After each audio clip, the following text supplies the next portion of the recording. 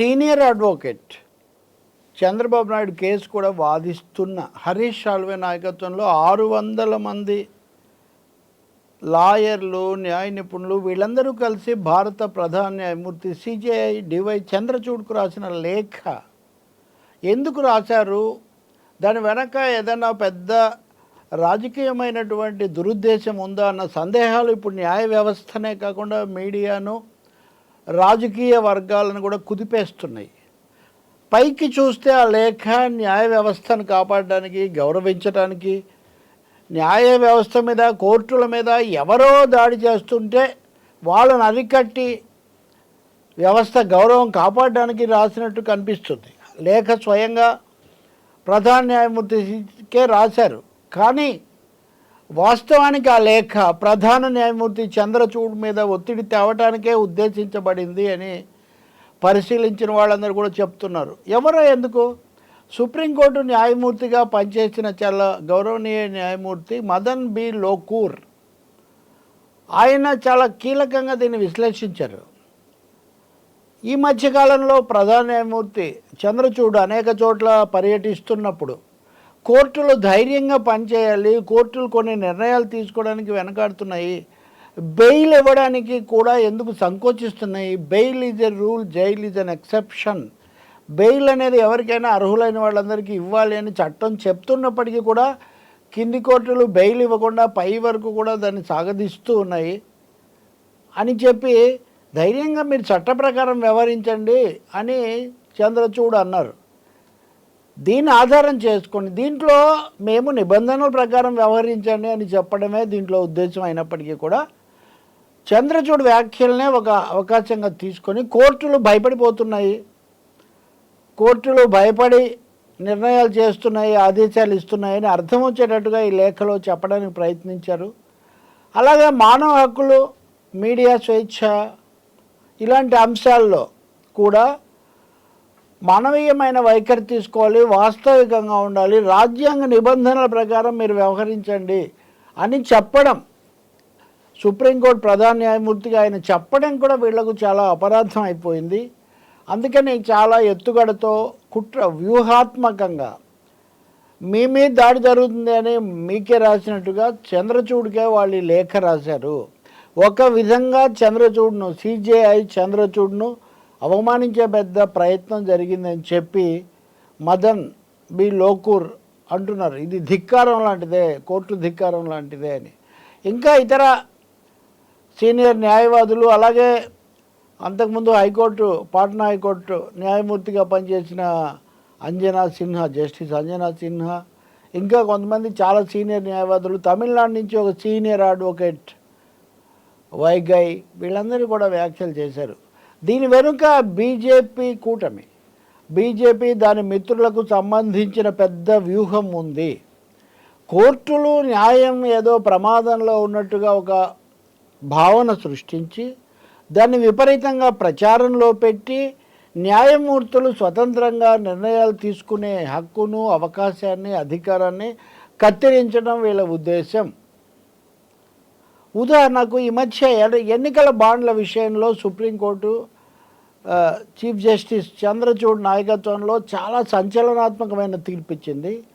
ఆ తీర్పు మీద హోంమంత్రి అమిత్ షా స్వయంగా అసంతృప్తి, నేను తీర్పును గౌరవిస్తున్నాను అంటూనే బాండ్ల రద్దు సరికాదు అని ఆయన చెప్పారు. ఆ తర్వాత ఆర్ఎస్ఎస్ మార్గదర్శక్ మండలి కూడా ఆ తీర్పును తప్పుపట్టింది. వరుసగా వాళ్ళ ప్రకటనలు వస్తున్నాయి. ఎన్నికల బాండ్ల కేసు తీర్పు వచ్చిన తర్వాత ఒక్కసారిగా కేంద్రం ఉలిక్కిపడింది. అలాగే ప్రొఫెసర్ సాయిబాబాను విడుదల చేయటం కానీ, ఇంకా కొన్ని సందర్భాల్లో ప్రజాస్వామిక హక్కులను రక్షించే వైఖరి తీసుకోవటం కానీ ఇవన్నీ చాలా ఆందోళన కలిగించాయి. ఢిల్లీ ముఖ్యమంత్రి కేజ్రీవాల్ను పెద్ద ఆధారాలు ఏమీ లేకుండా అరెస్ట్ చేస్తే ఆయన పదవికి రాజీనామా చేయడానికి నిరాకరించారు. జైల్లో నుంచే నేను ముఖ్యమంత్రిగా పనిచేస్తానన్నారు. రాజ్యాంగం 163, 64, అది 164 అధికరణాల ప్రకారం 2 ఏళ్లకు ఆ పైన శిక్ష పడిన వాళ్ళు మటుకే అనర్హులవుతారు, మిగిలిన వాళ్ళకి ఏమి కాదు. ఇప్పుడు కేజ్రీవాల్ మీద అసలు విచారణే జరగలేదు. విచారణే జరగని కేజ్రీవాల్ ఎందుకు రాజీనామా చేయాలి అని ఢిల్లీ హైకోర్టు చెప్పింది. సో కేజ్రీవాల్ మీద అదే పనిగా కేంద్రీకరించి అరెస్ట్ చేసిన బీజేపీ కేంద్ర ప్రభుత్వానికి ఆయన జైల్లో ముఖ్యమంత్రిగా ఉండొచ్చు అని తీర్పు చెప్పటం కూడా ఏమాత్రం మింగుడు పడలేదు. నిజంగా చూస్తే మన దేశంలో దక్షిణాదిన చాలా రాష్ట్రాల్లో ఈయన జైలుకు పోతాడు, ఆయన జైలుకు పోతాడు, ఆయన జైలుకు పోతే ముఖ్యమంత్రిగా ఎవరిని పెట్టాలో చర్చిస్తున్నారు. ఇలాంటివన్నీ చాలా మాట్లాడుతూ వచ్చారు.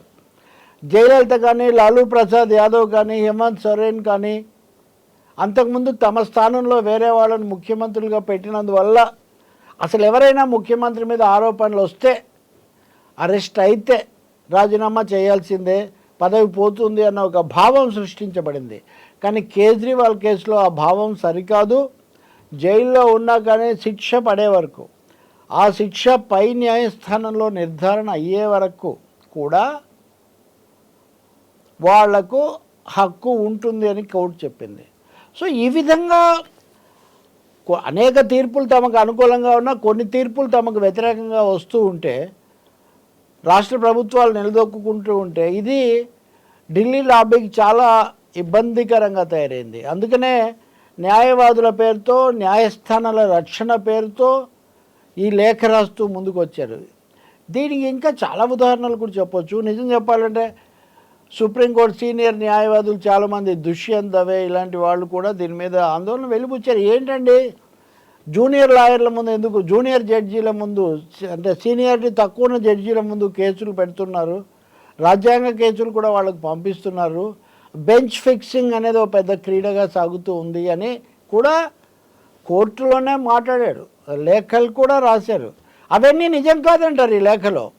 బెంచ్ ఫిక్సింగ్ అనేది నిజమే కాదు, ఇది కేవలం ఆరోపణ తీసుకొస్తున్నారని చెప్పడం ద్వారా న్యాయ వ్యవస్థ మీద పరోక్షంగా సాగుతున్న ఒత్తిడి కానివ్వండి, అందులో ఆందోళన కలిగించే పరిణామాలు కానీ కప్పిపుచ్చడానికి ఈ లేఖలో ఈ 600 మంది సంతకాలను ముందు పెట్టుకొని హరీష్ సాల్వే బృందం ప్రయత్నించింది అని చెప్పి నిపుణులు, ఇందాక నేను చెప్పిన న్యాయ కోవిదులు వాళ్ళందరూ తీవ్రంగా విమర్శిస్తూ ఉన్నారు.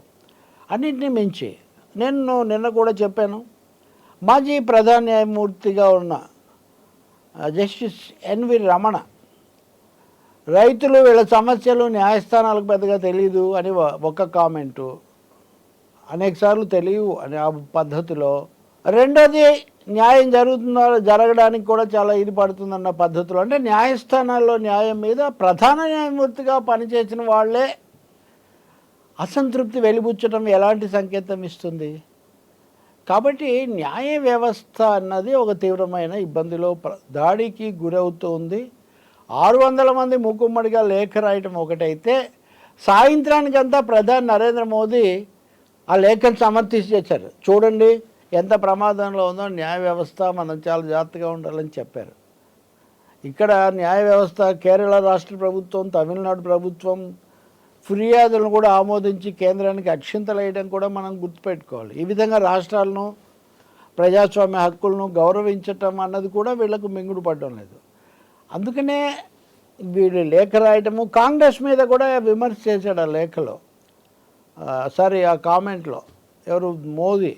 దాన్ని మళ్ళీ కాంగ్రెస్ అధ్యక్షుడు మల్లికార్జున్ ఖర్గే తీవ్రంగా ఖండించాడు. అంటే స్పష్టంగా చెప్పాలంటే ఇదేదో లాయర్లు, జడ్జీల లేఖనంలాగా కనిపిస్తున్నా కానీ దీని వెనుక స్పష్టమైన ఉద్దేశాలు ఉన్నాయి. ఎన్నికల కాలంలో, ఎన్నికల సమయం కదా ఇది, సుప్రీంకోర్టుకు ముందుకు వచ్చే కీలకమైన కేసుల్లో కూడా ఎలాంటి ప్రతికూల తీర్పులు రాకూడదు, పూర్తిగా తమకు అనుకూలంగా ఉండాలి అని దారిలోకి తెచ్చుకునేందుకు జడ్జీలు కూడా సాహసంగా వ్యవహరించకుండా వాళ్ళని ఒత్తిడికి గురి చేసేందుకు ఈ లేఖ ఉద్దేశించబడింది. దీని అసలు ఉద్దేశాన్ని అర్థం చేసుకొని న్యాయ వ్యవస్థను, అలాగే రాజ్యాంగంలో చెప్పిన న్యాయ సూత్రాలను కాపాడుకోవడానికి ప్రయత్నించాలని చెప్పి పరిశీలకులనండి, లేకపోతే న్యాయశాస్త్ర కోవిదులు, సామాజిక శాస్త్రవేత్తలు హెచ్చరిస్తున్నారు. ఈ మాజీ జడ్జీలు కూడా స్వయంగా వ్యాఖ్యానిస్తున్నారు. తప్పకుండా దీనికి ప్రతిగా మరొక లేఖ కానీ, మరొక ప్రయత్నం కానీ తప్పకుండా జరుగుతుందని కూడా మనం చూడొచ్చు. అది ఎలా ఉంటుంది, అలాగే ఆ ప్రయత్నం ఏమిటి అన్నది కూడా మనం రాబోయే రోజుల్లో గమనిస్తాం. ఎన్నికల బాండ్ల కేసులో తీర్పును సుప్రీంకోర్టు బార్ అసోసియేషన్ అధ్యక్షుడిగా ఉన్నటువంటి అగర్వాల్ ఖండిస్తూ లేఖ రాయటం కూడా దీనికి ఒక ఉదాహరణగా ఉంది. అందుకనే పూర్తిగా న్యాయ వ్యవస్థను ఒత్తిడికి గురి చేసి ఎవరు స్వతంత్రంగాను సాహసంగా నిర్ణయం తీసుకోకుండా ఆపడానికి జరుగుతున్న ఒక ప్రయత్నం ఈ లేఖ అన్నది ఇక్కడ హెచ్చరికగా ఉంది.